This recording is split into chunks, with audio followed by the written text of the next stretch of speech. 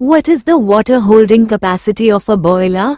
Boiler की जल धारण क्षमता कितनी है?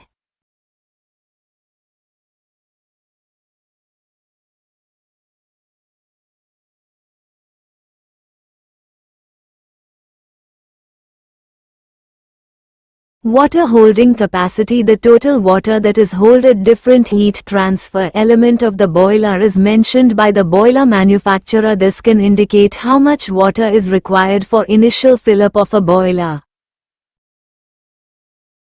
जल धारण क्षमता वह कुल जल है जो बॉयलर के विभिन्न ताप हस्तांतरण तत्वों पर धारण किया जाता है, जिसका उल्लेख बॉयलर निर्माता द्वारा किया जाता है।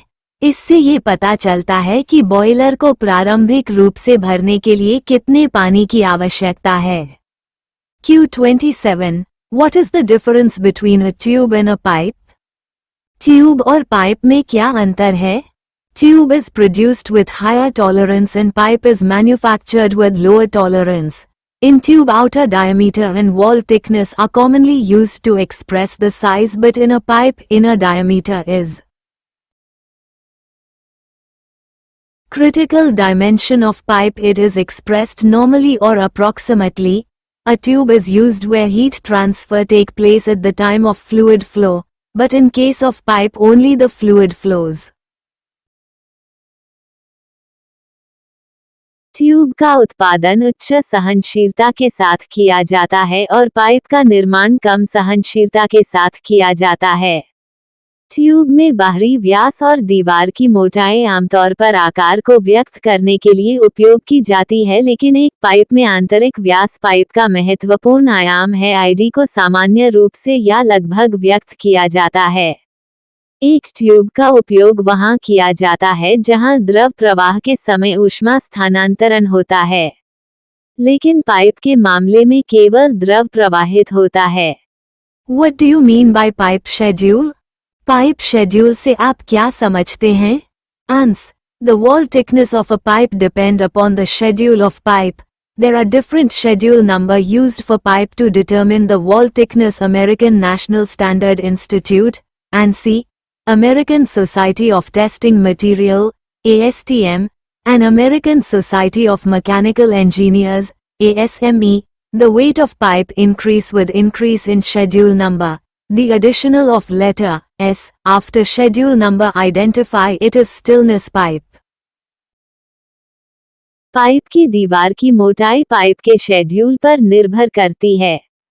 पाइप की दीवार की मोटाई निर्धारित करने के लिए American national standard institute ANSI, American society of testing material ASTM और American society of mechanical engineers ASME द्वारा अलग-अलग शेड्यूल नंबर का उपयोग किया जाता है।